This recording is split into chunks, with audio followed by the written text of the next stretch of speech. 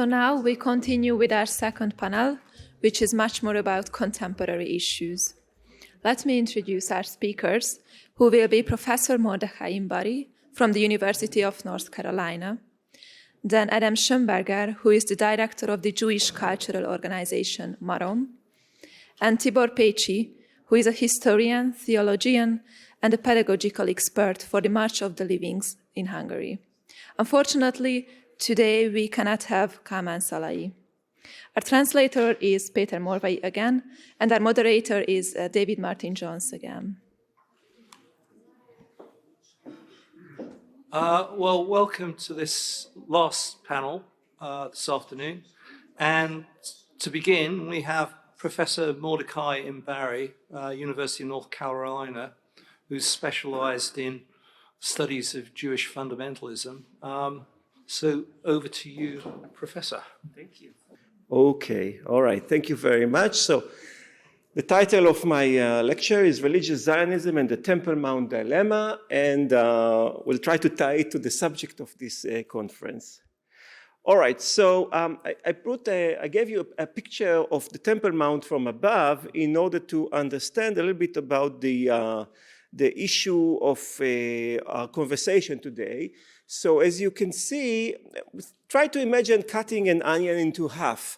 And where there are layers and layers and layers until you reach to the heart of the onion. And yes, and to some extent we can say that there is a similar analogy to the Temple Mount. So the deeper, the Temple Mount used to host the Jewish temple. Yes, I think this is why it's called the Temple Mount. And the Temple Mount, the temple is the holiest place in Judaism. Why? Because according to Jewish traditions, this is where God has resided. Yes, so he has according to the Jewish imaginary thoughts, and God was sitting there. He had the chair. He was sitting there, and this was his palace. And the deeper you got into the palace, it became more holy and holy until you get to the heart of the onion, yes, the Holy of Holies. This is where God used to sit according to the Jewish tradition. And so try to imagine it like that, where you see the Golden Dome. The Golden Dome is the Muslim shrine, of course, the Haram al-Sharif, that was built after the 7th century. According to most Jewish scholars, yes, the Golden Dome this is where the Holy of Holies used to be. And now the Haram al-Sharif is the third holiest site in Islam, and therefore it's very holy to Jews, the holiest site for Judaism, and the third holiest site to Islam, make it one of the centers of the conflict between Israel and the Palestinians. Okay, so Dr. Karen Kratz talked a little bit about this anti-Zionism, so I really don't want to spend too much time. If you have listened to what he has said, when the Zionist movement was established in the beginning of the 20th century, the Orthodox really didn't know how to address the question of Zionism, and there was a big debate. And here's the core of the issue, exile and redemption. So once the Jewish temple was destroyed, I forgot to mention that it was destroyed 2,000 years ago, the Jews, like in their mindset, went into the period of exile. Yes, they are no longer in the Holy Land. There's no temple anymore. Everything is like destroyed. And exile is one side of the situation, and the opposite of it will be the redemption. So at the end of times, the bad situation of exile will be corrected and fixed with the Jewish redemption, which means the reconstruction of the temple and the reconstruction of all the old institutions as they used to be 2,000 years ago, yes?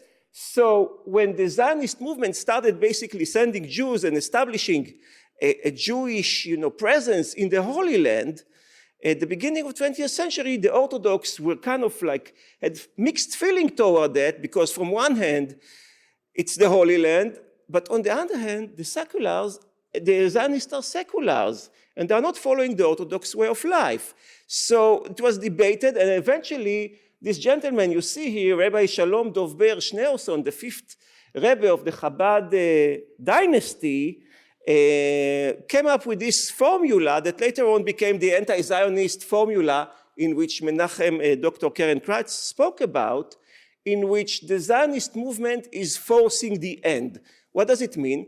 God needs to construct Jewish presence in the Holy Land at the end of days. So if you're trying to do it by yourself, it means that you're forcing what has to be done by God, and therefore it's a sin.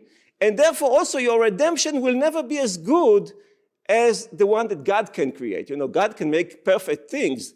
Humans are imperfect by default. And this kind of like the theological understanding of why orthodoxy or ultra-orthodoxy or extreme orthodoxy became divided and eventually anti-Zionist.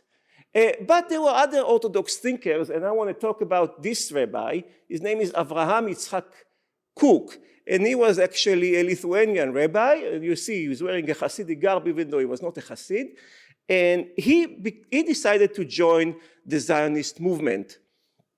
And he kind of like confronted this theological question that I have mentioned earlier by saying that the Zionist movement represents the first steps of the Jewish redemption. So if you think that redemption means that God will send from heaven miracles, so you're definitely wrong, according to that rabbi, because redemption is a natural process that has a beginning, there's a middle, and eventually we're going to have an end. And in the end, there will be monarchy, there will be the reinstitution of sacrifices on the Temple Mount, and the reestablishment of ancient institutions like the Sanhedrin. And the Zionist movement is basically the first step toward this end, and there will be additional steps as time will pass. But the secular Zionists are promoting God's intention without even understanding the true meaning of what they are doing. So, in the year 1921, the rabbi established a yeshiva. He called it Torat Kohanim Yeshiva, and this yeshiva was intended in order to teach priests the laws of the sacrificial laws of the temple. And this is what he wrote a pamphlet, and he explained the logic of this yeshiva, and he said the anticipation of seeing priests at their worship and Levites at their stand and Israel in their presence, this is the foundation that bears this entire revival. So basically for him, the entire Jewish revival as the Zionist movement is intended toward building a temple on the Temple Mount.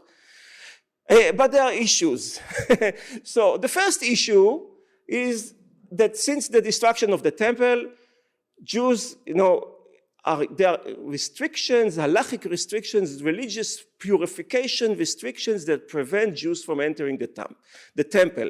One of the issues is the cow that you see in the picture, that according to Jewish law, in order to get into the temple, you need to have a certain purification process going on, and that requires the burning of a completely red cow. It has to be heifer, yes, it has to be completely red. And since this heifer, this cow, doesn't exist today, a spoiler, it does exist, and I'm going to get to that in a moment. And since in his lifetime there were no red heifers, so this is one issue. And the second issue is that it's not clearly known where exactly was the Holy of Holies on the Temple Mount, because it was destroyed, razed, and then a mosque was built on top of it. So it's not completely unclear where exactly was the temple on the Temple Mount. So because there are no red heifer, and because it's unclear exactly where it used to be, and this is a place where your human should walk on, because God was sitting there, the rabbis over the generations decided that just don't get into the temple. Just don't walk into the Temple Mount. Don't enter the Temple Mount. This place is out of bounds. So the people ask me, reporters ask the rabbi, why are you building a yeshiva? So I'm just going to read this long quote with you, and then we'll talk a little bit about the logic.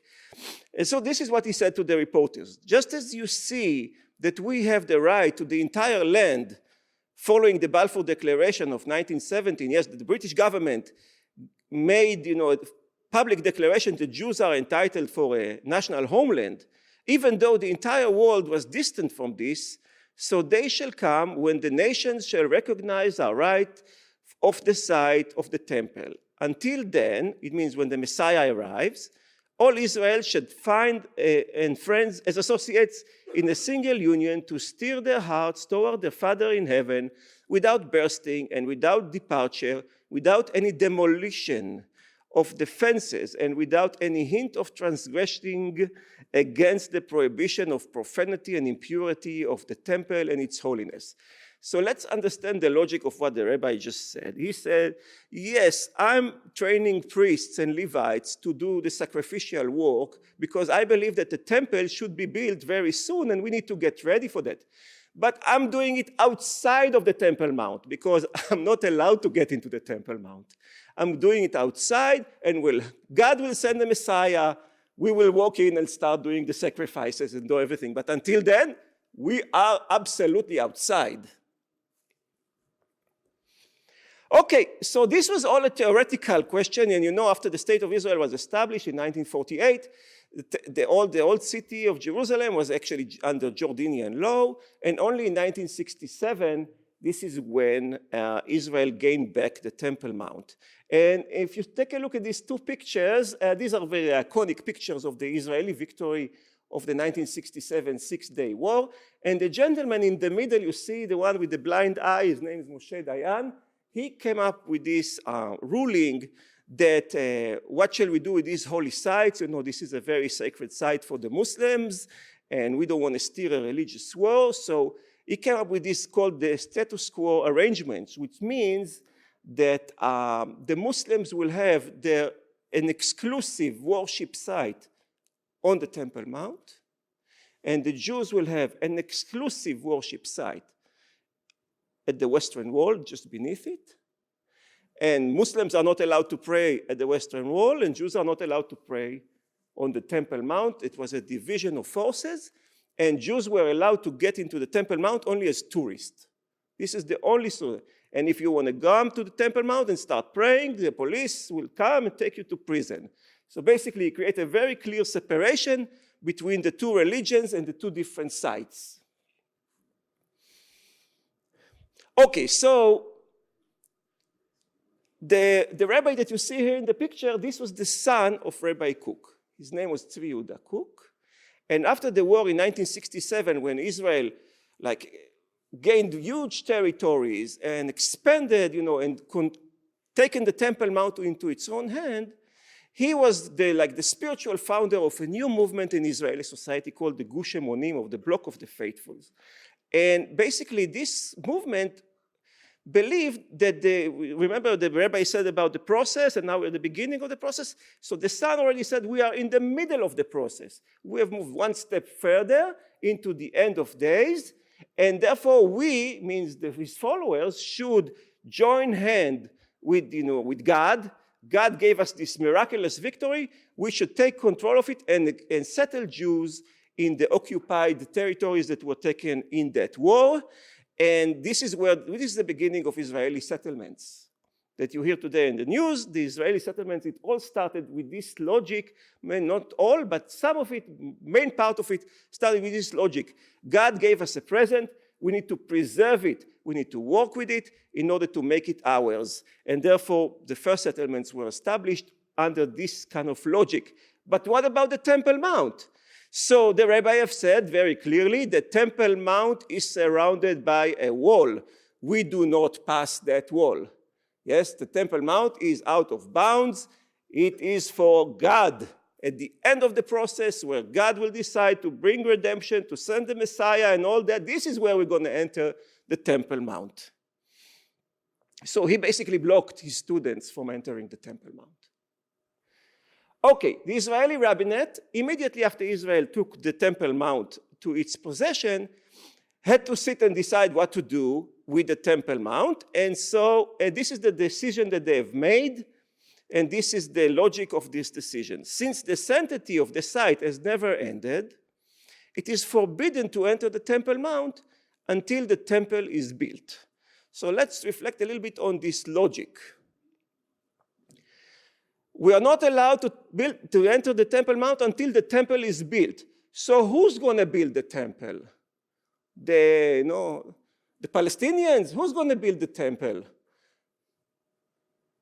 It's going to be built from above. Yes, God will descend the temple already made in heaven. He will send it, put it in on the Temple Mount, and then this is the point where we should be allowed to enter the Temple Mount. But there were other voices among the chief rabbinates, and the main voice that you are seeing now in this picture is Rabbi Shlomo Goren. He's the one who's carrying a Torah scroll in his hand and he's blowing the shofar. This is a picture of him on the Temple Mount. So you see, not everyone thought that Jews should not be allowed to go in the Temple Mount. Rabbi Goren was the rabbi of the Israeli military during the war. And he immediately, when the site was taken, he immediately wanted to establish Jewish prayers on the Temple Mount. The political establishment did not allow him to do anything of that sort. And so he had to confine himself to the situation. A few years later, he became a chief rabbi. He tried to change the rabbinate's decision to allow Jewish prayers on the Temple Mount, and he was unable to do that. But so we already see that there were a few cracks. Okay, so now we are moving a few years forward. We are in 1993, the Oslo Accords. Now, the Oslo Accords was a territorial compromise between Israel and the Palestinians. That was a major crisis for those who follow Rabbi Kook, his students, and the settlements. Why? Because from their perspective, Israeli expansion is a sign of redemption. Yes, the redemption is coming near. We are moving one step forward. So Israeli retreat, what does it mean on a theological level? Does it mean that redemption is being retreated as well? Does it mean that we are losing our prospects of redemption? So this was a big theological debate, and I'm going to read for you a statement of Rabbi Dov Lior, who is considered a senior rabbi among the settlers, those who followed Tzvi Yehuda Kook's logic, and this is what he said.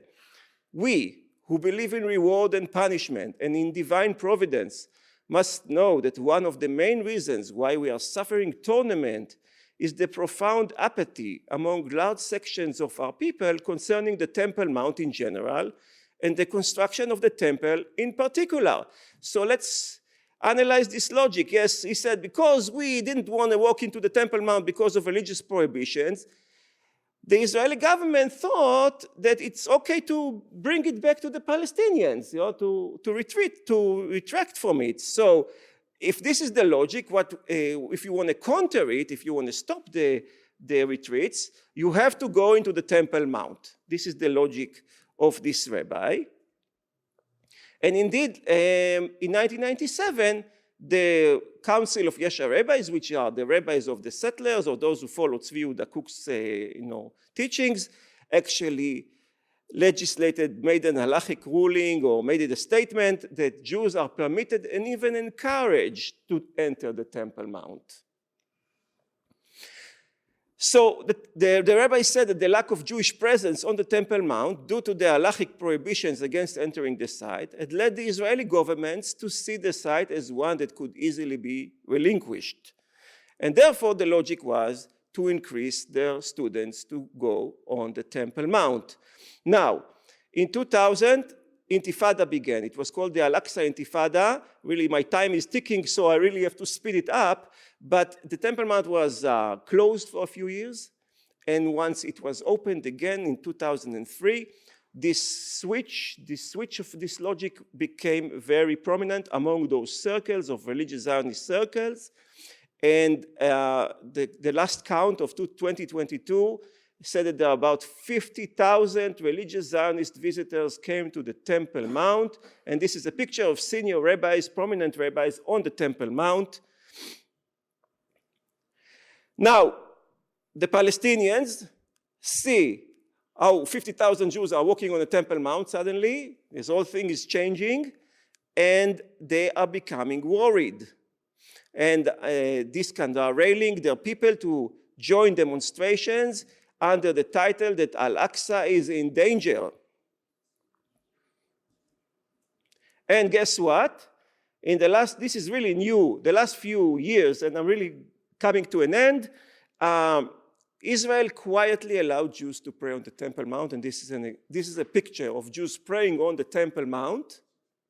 And quietly, it's being quietly, no big declarations, but they are doing it, and it was reported in all the newspapers, the New York Times, the Wall Street Journal, and the Muslims are quietly accepting it, allowing it, but very bitterly. This is a very tense place. And now let's talk about new developments. So I'm going to talk about the goat that you see first in the lower picture. In the last few years, those Temple Mount activists have been trying to smuggle on Passover. Passover is about a month and a half from today. A goat to the Temple Mount to sacrifice it is the Passover sacrifice. And they've been trying, and the Israeli police would not allow them to do that. But you see the man on top? He tried to smuggle a goat a few years ago to the Temple Mount, and guess now? He is the minister in charge of Israeli police today, and in charge of the Temple Mount. So he's the guy who tried to smuggle the goat. He's the one who's in charge of the Temple Mount. And let's see a month from today, what is he going to do? Is he going to try to smuggle a goat, or is he going to stop those who are trying to smuggle the goats? I'm not sure about that. We'll have to wait and see. And another thing that I want to talk about is the picture of this cow. You see this cow? This is a red heifer. They've been growing it in Texas. And a few months ago, a few cows came on an airplane and landed in Israel. Yeah. And so we have a minister that I'm suspecting and I fear that he's going to try to make some kind of a provocation on the Temple Mount. In Passover, it's a month from today. No, so now we have to tie to the conference theme. So the Temple Mount is a sensitive location. Al-Aqsa is in danger is a slogan that motivates the Palestinians to go and defend their holy sites. Until 2021, Israel kept the status quo on the Mount, but not anymore. So far, it passed quietly. Having this gentleman, Ben-Gvir, in charge of the Mount and creating Israeli provocations are a recipe for confrontations and wars. How it's going to connect, how it's going to influence anti-Semitism? First of all, anti-Semitism in the Arab world. Definitely, provocations on the Temple Mount definitely are motivating that. And secondly, there's the BDS movement and all those things. If Israel will behave like lunatics, they will be treated like as such.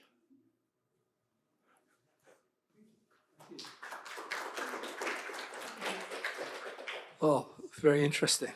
And now we have Adam Schomburger, director of Maron, and a leading figure in the cultural movement in Budapest. Over to you, Adam.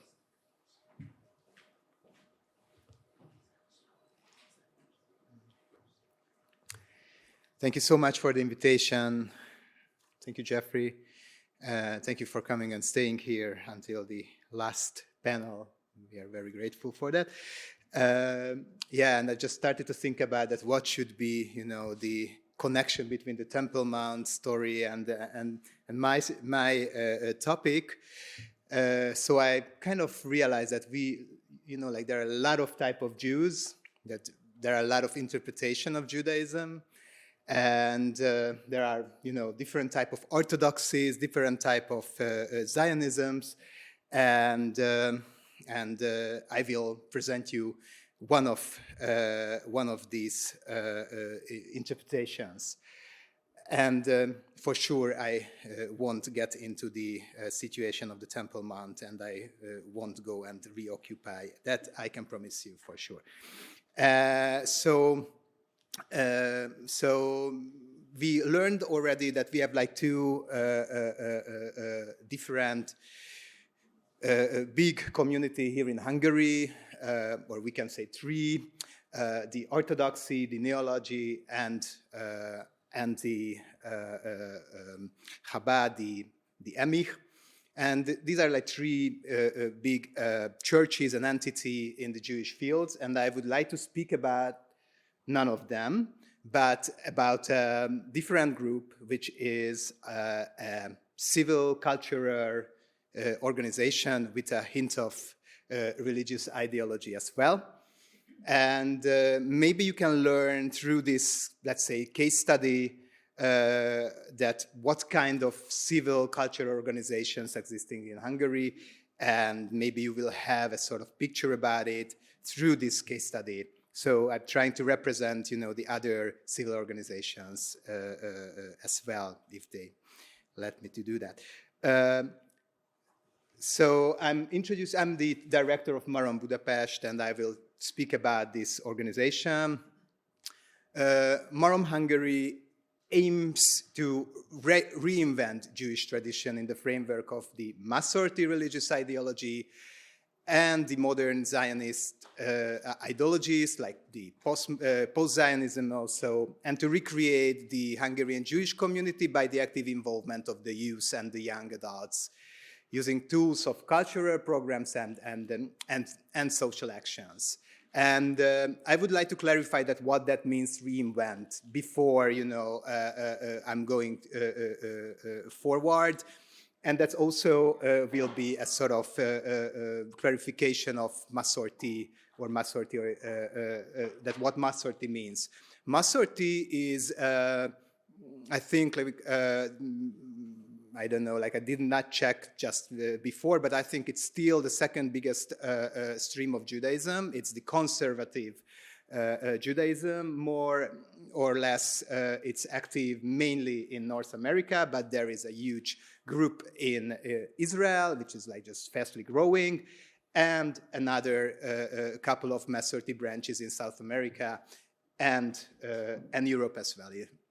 And the most important factor is in Masorti that Masorti, despite the Orthodox views, says and thinks that the ascent of tradition from generation to generation is the key issue of Judaism, and not only or not priorly the divine revelation. So that means that we in all generations have to find our ways to interpret and recreate and reinvent for our generations Judaism. So we had the right to debate, to speak, and to provoke questions. Of course, we are sticking to the halachic debates and not all different debates, so it's strictly rely on halachic debates. So that's when I'm speaking about reinventing and I'm speaking about recreating, I'm also speaking in the generation, in the name of our generation. Marom Hungary, the organization here in Hungary, founded in 2002 by a group of university students, and I would say that in the last 10, 12 years, it became the most successful Jewish outreach organization for young adults in Hungary. This should be the biggest, and when I'm speaking about it like it is the most successful, I mean the numbers and not, I don't know, the political or any other implications of the successfulness. I'm speaking about numbers. So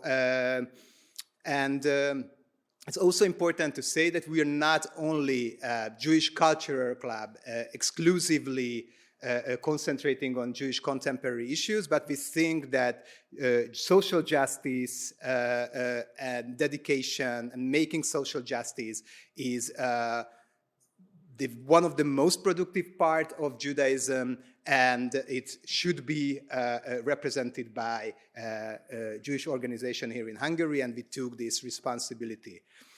of course, next to other organizations such as the Reform Movement. And we also feel important to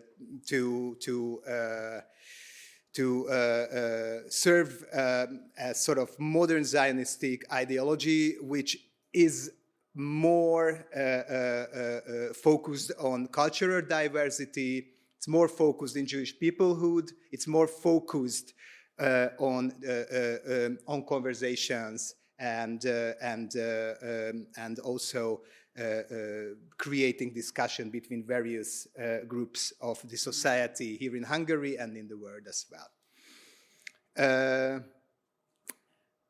Our target group is are young adults between 18 and 35, and mainly people that they are excluded or unaffiliated from the official Jewish leadership or of the official Jewish community.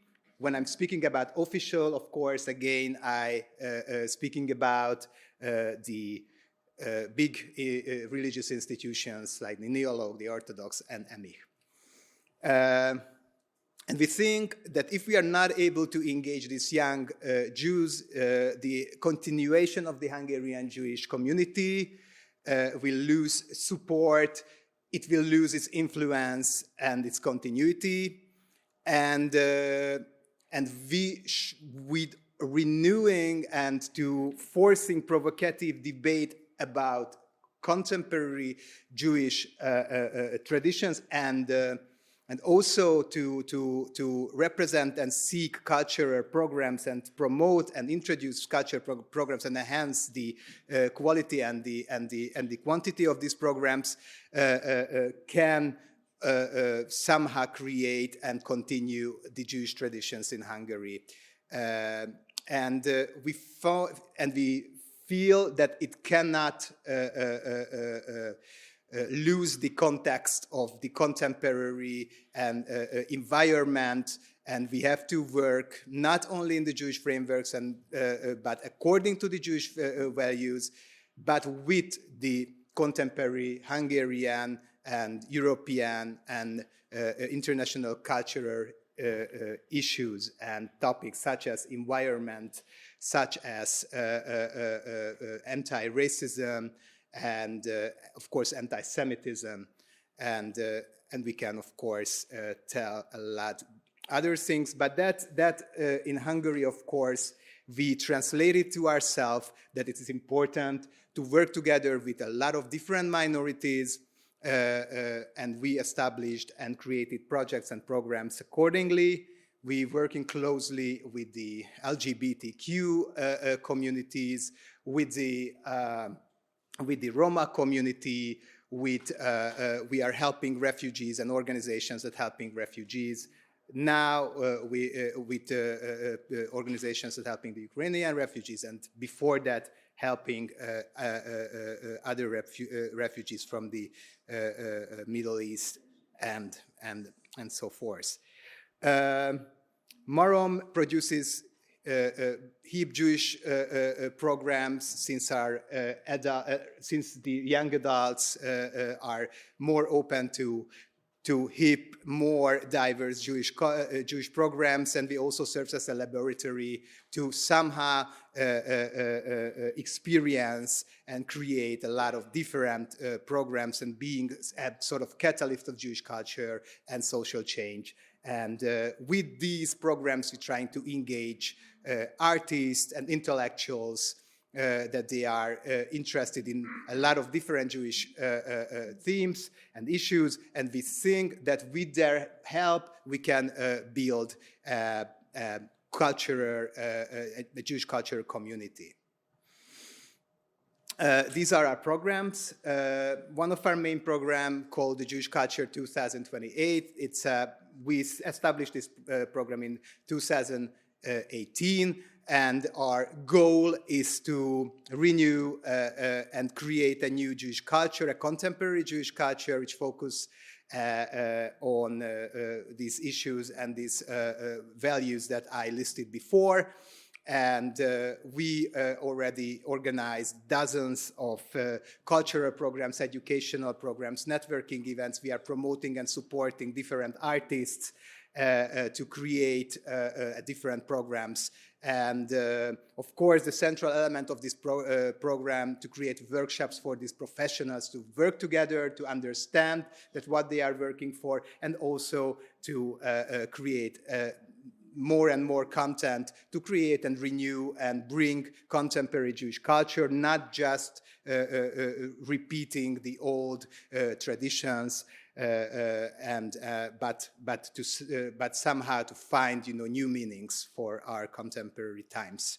We are operating a civil center called Aurora, which is situated in the 8th district of Budapest. It's one of the deprived neighborhood or the most deprived neighborhood. Maybe it's getting gentrified, but still it's a deprived neighborhood, which means that we are working together with the people living nearby and doing a lot of social work with them. And also, it's a sort of multifunctional building with a cafe, with a concert hall, an exhibition place, meeting points, and we are welcoming programs, and we're also organizing a lot of different programs. And in this building, we also accommodate a couple of organizations that I listed before, such as the Budapest Pride, or the Roma Press Center, or an organization working for homeless people, or a social activist organization bringing food for homeless people and for deprived people. So we are deeply involved in social action in this place. We also have a big cultural festival in the summer calling the Lake Bank Festival. It's a sort of cultural communal gathering. Again, it's not exclusively for Jews. It's not a closed club. We organizing our programs according to the values that we find important according to the Jewish values, but the programs are more varied. And also, if you visit this festival, you can find different topics, discussions, concerts, theater plays.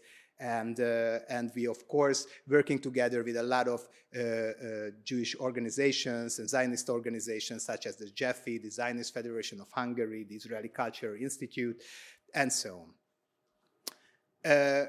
And of course, we're concentrating on Jewish religious heritage, and we are organizing annual Seder nights and high holidays, and we are celebrating the Kabbalat Shabbat frequently, and we're also organizing a lot of Jewish holiday events where, again, the community itself is a very welcoming community. So we are organizing open events, everyone welcome, and the services actually going on according to the Masorti heritage and the Masorti tradition, but in Hungary, that most of the time in Hungarian. Here are some numbers that you can see. In the festival, we have around 8,000 people. The Jewish cultural program that I spoke about attracts yearly. It was 3,000 people. Again, the Jewish holidays. So 2,000, and Aurora annually at least 10,000 people. So we hope that through our programs, we can change how people think about Jewry, and we can present a local image. We can share our ideas about Judaism, but also it can be interpreted only in the context of the contemporary society in the world. And we think that Judaism can be changed, and with the same time going with its heritage. And of course, we aim to provide a sort of new Jewish identity where we understand the past, we understand the Jewish traumas, and we are remembering of the Jewish traumas, but we are also building a new Jewish contemporary identity with the significant role of spiritualism, social issues and social tikkun olam, and also Jewish culture. And I would say that I know that the topic of this conference, of course, is the modern or the contemporary anti-Semitism and the history of the Jewish people and the history of anti-Semitism. I'm happy to discuss about it in the panel, but I've been asked to introduce this organization, so I stick to my topic. So if you have any other questions, even relating to anti-Semitism, I'm happy to share with you in the Q&A session. Thank you so much. Okay, for our last but not our least speaker today, we have Tibor Pexi, who's a historian and theologian, and who's worked on histories of the Holocaust and Zionism, and is involved currently with the March of the Living. Okay. Dr. Pecci has been kind enough to provide me with his speech, so we will be quick as possible. Okay. Addig azért elkezdeném. So I would like to start until the PPD opens. Okay, thank you. Tisztelt szervezők, tisztelt hallgatóság! Dear organizers, these participants, nagy megtiszteltetés számomra, hogy újra részt vehetek a Danube Institute rendezvényén. It's a great honor for me to participate in the Danube Institute event again. Hiszen ez a szervezet elkötelezett a gondolkodás, a kutatási eredmények, a folyamatok elemzése és a vélemények ütköztetése mellett. As this organization is committed to thinking, research results, process analysis and the clash of opinions as well. Ritka kincs ez napjainkban. It is a real rare treasure these days. És már is próbára teszem. And I like to test it right now. Egy mondatban szeretnék Imbari professzor előadására reagálni. Just let me react to the speech of Professor Imbari. Rendkívül informatív prezentációt láthattunk. His presentation has been very informative. De az aktuál politikai konklúzióival sajnos nem tudok egyetérteni. But unfortunately, I do not agree with his actual political conclusion. De ez a kutatás és az értelmezés szabadságához tartozik. But this belongs to the freedom of research and understanding. Visszatérnék a szövegemhez. Let me return to my prepared speech. És először is tolmácsolni szeretném Gordon Gábornak, az Életmenete Alapítvány kuratóriumi elnökének a tiszteleteljes üdvözletét. First of all, I would like to convey you to the greetings and thanks of Gábor Gordon, chairman of the Board of Trustees of the March of the Living in Hungary. És köszönetért a munkáért, amit ennek a kötetnek a megvalósulásába fektetett az intézet. And his thanks for the organization for the work they put into the realization of these volumes. Előadásomnak, amelynek a holokauszt nyelve, az holokauszt 3 nyelve, az Életmenete Alapítvány 20 éve címet adtam. In my presentation, which I titled The 3 Languages of the Holocaust, 20 Years of the March of the Living in Hungary. Be fogom mutatni az immár 2 évtizede működő szervezetünk tevékenységeit. I will try to present the work that our organization has been doing for 2 decades. Mivel alapítványunk a holokauszt emlékezetével foglalkozik, since our foundation deals with the memory of the Holocaust, ezért fontosnak érzem, I feel it very important, hogy először is tisztázzuk, mi volt a Shoah. To first clarify the question, what was the Shoah? A releváns emlékhelyek a jeruzsálemi Yad Vashem, a washingtoni USAGM, The relevant memorial sites, Yad Vashem in Jerusalem, the Holocaust Museum in Washington, a londoni Imperial War Múzeum és a budapesti Holocaust Emlékközpont, as well as the London Imperial War Museum and the Budapest Holocaust Memorial Center, egyetértenek abban, hogy a holokauszt során a náci Németország és szövetségesei kísérletet tettek arra, hogy az uralmuk alatt álló területeken élő zsidókat meggyilkolják. They all agree that during the Holocaust, Nazi Germany and its allies attempted to kill Jews living in the territories under their control. Ezzel együtt megfosztották áldozataikat a jogaiktól, vagyonoktól és emberi méltóságuktól is. And at the same time, they provide their victims from their rights, property and human dignity. Noha a nácik több társadalmi csoportot is diszkrimináltak, egyedül a zsidókat kívánták teljesen elpusztítani. Although the Nazis discriminated against several social minority groups, only the Jews they wanted to be completely exterminated. Ahogyan Elie Wiesel mondta, a nácik nem mindegyik áldozata volt zsidó, de minden zsidó áldozat volt. As Nobel laureate Elie Wiesel said that not all of the victims of the Nazis were Jews, but all the Jews were victims. Az Életmenete Alapítvány ennek az emberi tragédiának az emlékezetére szerveződött. The March of the Living Hungary was organized in memory of this human tragedy. 20 évvel ezelőtt 3 fiatal ember, Gordon Gábor, Zohar Meir és Verő Tamás rabbi úgy döntöttek, 20 years ago, 3 young men, Gábor Gordon, Zohar Meir, and Rabbi Tamás Verő, decided, hogy csatlakoznak a Nemzetközi Életmenete 1988 óta folyó programjához, so they decided to join the International March of the Living program, which has been running since 1988. Amelynek során az egykori áldozatok emlékére a résztvevők, köztük túlélők és diákok együttesen, during which participants, including survivors and students, gyalog teszik meg az Auschwitz-i tábortól az egykori birkenaui gázkamrákig tartó utat. March from the Auschwitz camp in the memory of former victims, the road to the former Birkenau gas chambers. A 3,5 kilométeres úton, this 3.5 kilometer long road, az 55 tagország 10-15 ezer fős küldöttsége menetelés hirdeti, 10-15,000 people from 55 member states, a nácik nem győztek. And the march of this delegation proclaimed that the Nazis did not win.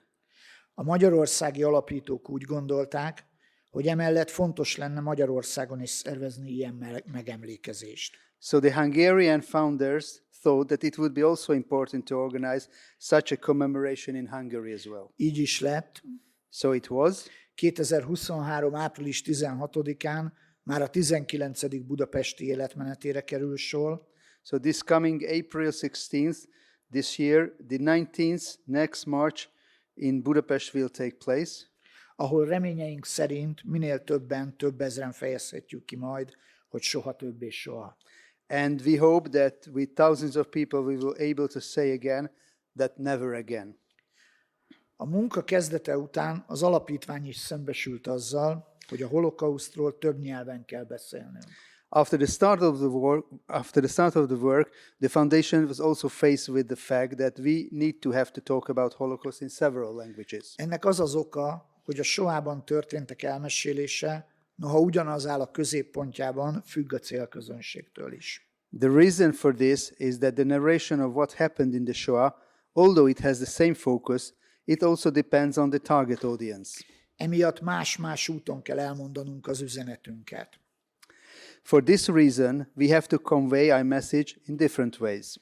Más megközelítést használunk, we have to use a different approach. Mivel az egyes programjaink során különböző csoportokat igyekszünk rávenni arra, because in each of our programs we try to get different groups to sympathize, hogy együtt érezzenek az áldozatokkal, to sympathize with the victims, elítéljék az elkövetőket, condemn the perpetrators, azonosuljanak az embermentőkkel és ellenállókkal, identify with the rescuer and the resistors. Ami pedig a legfontosabb, soha ne legyenek közömbösek. And what the most important thing is that they should never be a bystander. Így sajátítottuk el a holokauszt 3 nyelvét.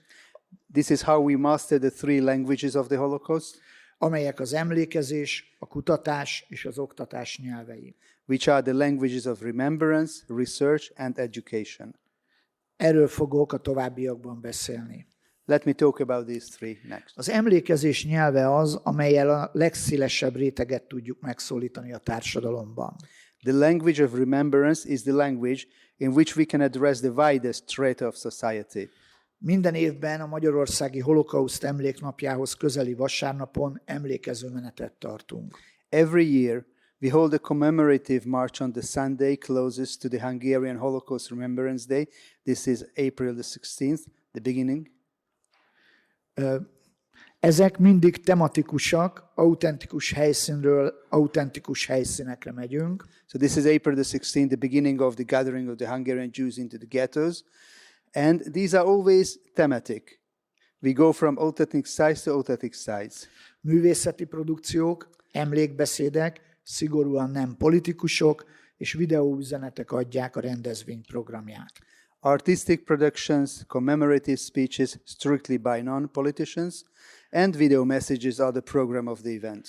Az emlékezés nyelvét szolgálják továbbá The language of remembrance is also served by a város több pontján található emlékműveink is. by the monuments located in several parts of the city. Ilyen az életmenete emlékmű a Szabadsághíd Pesti hídfőjénél, Such is the March of the Living Monument at the Pest bridgehead of the Szabadság Bridge. itt szerepel azoknak a táboroknak a neve, ahol magyar zsidókat gyilkoltak meg a holokauszt során. The names of the camps where Hungarian Jews were murdered during the Holocaust are all listed here. Az embermentők emlékműve Újlipótpárosban, a Pozsonyi úti református templom mögött található, amely maga is az életmentés helyszíne volt. The Rescuers Monument is located in Újlipótváros behind the Pozsonyi út Calvinist Church, which itself was the site of a rescue. A különböző témával kapcsolatos emléknapokra is szervezünk eseményeket. We also organize events for the commemorative days related to various topics. Valljuk, hogy emlékeztetni és emlékezni mindannyiunk kötelessége. We do believe that to remind and to remember is the duty of all of us. A kutatás nyelvét is beszélnünk kell a holokauszttal való foglalkozás során. We must also speak the language of research when dealing with the Holocaust. Ez jelenti a dokumentumok és a visszaemlékezések, tanúvallomások megismerését és feldolgozását. This means getting to know and processing documents and recollections and testimonies. Alapítványunk számos alkalommal tart prezentációt a témában. Our foundation holds presentations on the topic on numerous occasions, Vándorkiállításokat készít, prepares traveling exhibitions, az utazó vagon kiállításunkhoz helytörténeti kutatásokat végez. and conducts local history research for our traveling wagon exhibition. Emiatt ismernünk kell az adott dokumentációt, és azt fel kell dolgoznunk. For this reason, we need to know the given documentation and process it. Át kell dolgoznunk, át kell fordítanunk az emlékezés vagy éppen az oktatás nyelvére. And we need to translate it into the language of memory or even education. 2 példát mondok a közelmúltból. Let me give 2 examples from the recent past. Az embermentők emlékműhöz, amit a képen látnak, For the Rescuers Memorial that you can see on the picture, felkutattuk mindazokat a mentőket, akik a soha idején Magyarországon tevékenykedtek. we searched for all the rescuers who were active in Hungary during the Shoah. A birkenaui tábor makettjének elkészítéséhez To create the model of the Birkenau camp, összegyűjtöttük mindazokat a magyarországi gettókat és gyűjtőtáborokat, we collected all the ghettos and collecting camps in Hungary, illetve az onnét elhurcolt áldozatok számát, as well as the number of victims akiket 1944-ben Magyarországról deportáltak. who were deported from there in 1944. Az oktatás nyelve a legfontosabb a jövő alakítása szempontjából. The language of education is the most important thing in shaping the future. Ezzel az eszközzel is dolgozunk azon, We also work with this tool hogy nagyszüleink múltja ne váljon unokáink jövőjévé. to ensure that the past of our grandparents does not become the future of our grandchildren. Különböző eszközeink vannak a diákok megszólítására. We have different tools to reach students. Klubunkban felépítettük az Auschwitz-Birkenaui láger 32 négyzetméteres makettjét, amit a képen is látnak. In our club, as you can see on the picture, we have built the 32 square meter model of the Auschwitz-Birkenau camp, amelynek bemutatásához interaktív foglalkozásokat kapcsolunk. which we will present with interactive sessions. Egy korabeli vagonban berendezett kiállításunk Our exhibition, furnished in a period wagon, egész évben elérhető a Budapesti Vasúttörténeti Múzeumban a tanulók számára. is available to students at the Railway History Museum in Budapest all year round. 6 vándorkiállításunk járja az országot, We have 6 traveling exhibitions that travel the country, amelyen a tárlatvezetéseket a peer guide módszerrel felkészített helyi diákok tartják. on which guided tours are given by local students prepared using the peer guide method.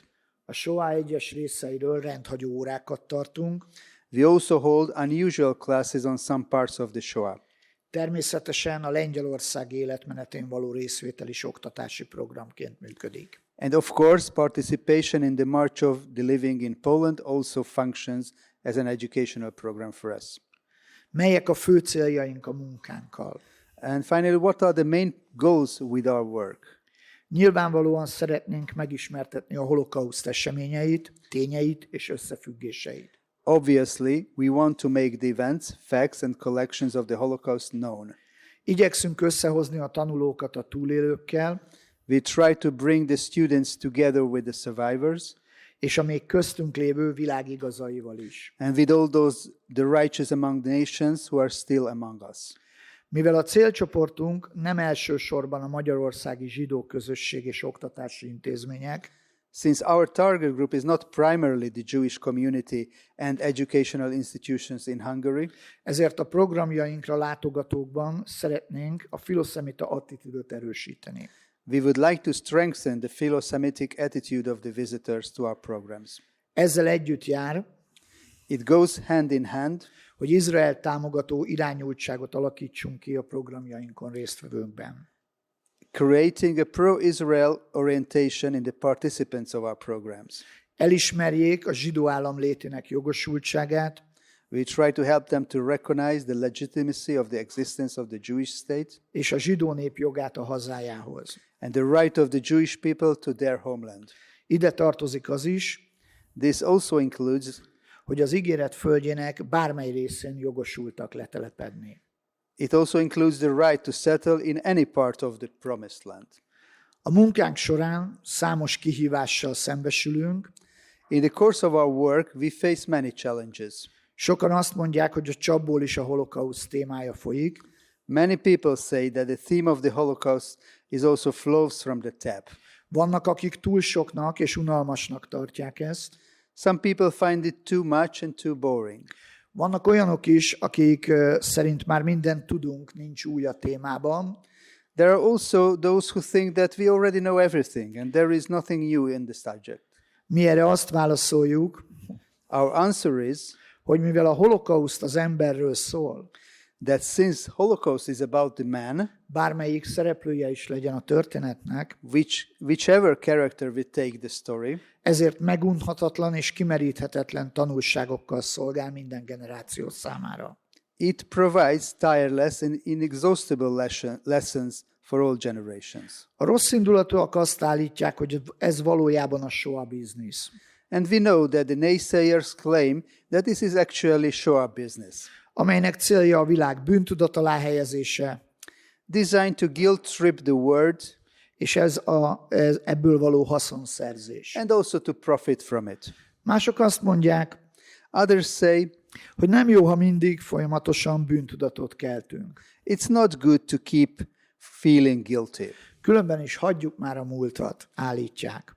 And as they say, anyway, let's leave the past behind. Számukra azt a választ adjuk, For them, we give the answer hogy a múltból, that from the past, ha nem tanulunk, that if we don't learn from the past, akkor meg fogjuk ismételni annak hibáit. we are doomed to repeat its mistakes. És ez az, amit el szeretnénk kerülni. And exactly that is what we want to avoid. Ezért emlékezünk és emlékeztetünk, That is why we remember and we remind.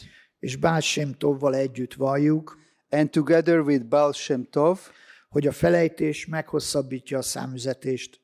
We confess that forgetting prolongs exile, Az emlékezés pedig megrövidíti azt. but remembering shortens it. Köszönöm, hogy meghallgattak. Thank you very much.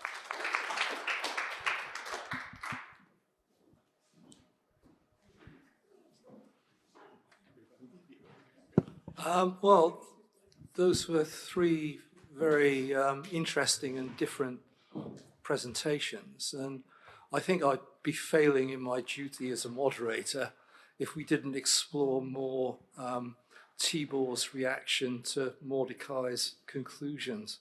I wondered what your problem was with Mordecai's conclusion and how Mordecai might react to it. Kapok 10 percet. Kapok 10 percet. Do I get 10 minutes? Well, a couple of minutes. Néhány percet.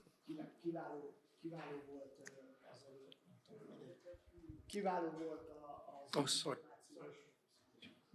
Kiváló volt az információk megosztása, mindennel egyetértettem az utolsó diáig. So actually, the presentation of the facts and information during Professor's speech was excellent, and I did agree with everything until the last point. Ugyanis azt gondolom, hogy Izrael történetéből, a templomhegy kérdéséből, és egyáltalán a cionizmusnak a kérdéséből nem lehet kihagyni a spirituális hátteret. Because I think that we cannot leave this spiritual background from the history of Israel, from the history of the Temple Mount as well. Ahogy a Jehezkiel próféta könyve is mutatja, as the prophet Ezekiel, hogy amikor a csontok, az inak, a hús összeállnak egy emberré, valami még hiányzik belőle. When all the bones and all the skins and parts of the body gets together in one place, there is still one thing missing. És ez a szellem, amit én úgy neveznék, hogy a Havat Israel, Izrael szeretete. And this is the spirit which I would call the Havat Israel, the love for Israel. És az előadásból én ezt hiányoltam, tehát rendkívül informatív volt, de nem hiszem, hogy a miniszter úr provokál, és nem hiszem, hogy azok a zsidók provokálnak, akik felmennek imádkozni a templomhegyre, és nem tudom elfogadni azt, hogy akik hisznek abban, amit a Biblia mond az Izrael újraépítéséről, az egy mese lenne. So I don't think that this is just a legend that people in Israel say about the restoration of the temple. And I do not think that the minister is a provocateur, or all those Jews entering and going up to the Temple Mount are provocating there the situation. They belong to the place. Okay, thank you for your comment. And let me say, okay, so I understand you say that Jews have the right to, to the Temple Mount. It's their holy site. And, and Jews have the right to pray, and they should be allowed to pray everywhere. Yeah. So why you can pray here, like we can start praying right now, and why can I not do it over there, which is my holiest site? Okay, I understand that. And you can say, Israelis also have the right to live in peace and tranquility without creating provocations that bring terrorism and wars. And so it's also a right, yeah? So what's more important? The principal right of prayer everywhere, including the Temple Mount, or living in a country that is not at a state of terrorism and war all the time. And unfortunately, these are the two these are the two situations. Israel allowed Jews to pray on the Temple Mount, and so far it is not been provoked by the Palestinian Waqf, those are controlling the Temple Mount. But this is very tense and can explode any minute. And you just need a provocation to make it explode. I just fear that in a month from today, a provocation will be created. But we'll have to wait and see. Okay, well, there's room for further discussion here, I think. So we'll open questions to the floor. As a question.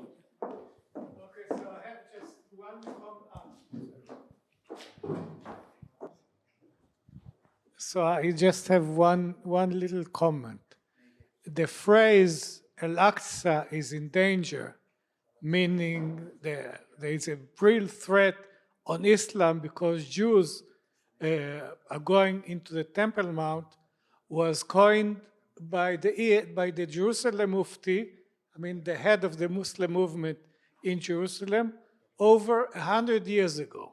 So this is not a new slogan. This is a century-old slogan when Jews in Palestine were about 10% of the population, and 90% of them were Muslims, where there was no Jewish state, there was no Zionist government, there was nothing in reality that could threaten the sovereignty of the Muslims over the Temple Mount, and still they've used that coin, Al-Aqsa is in danger. So it means that it doesn't have anything to do with this minister or that minister or this government or other government is doing.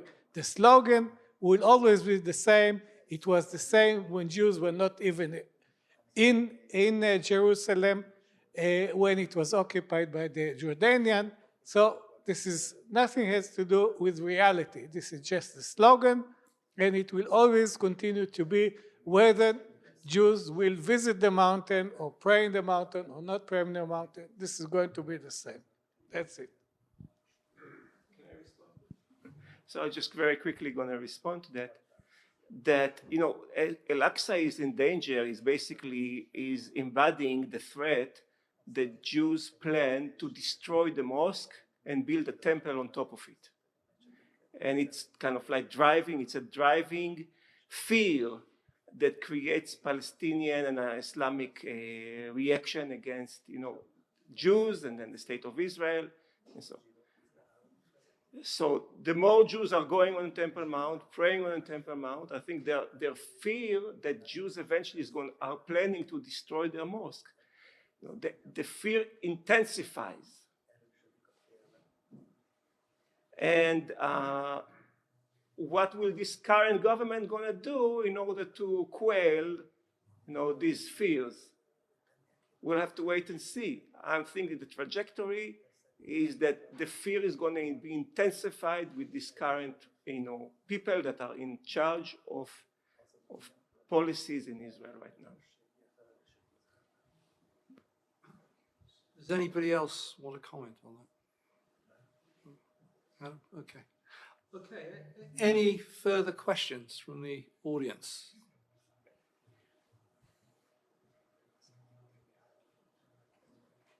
Okay, well, been a long day. Okay, well, thank you all for coming, and thank you for our panelists for an intriguing discussion.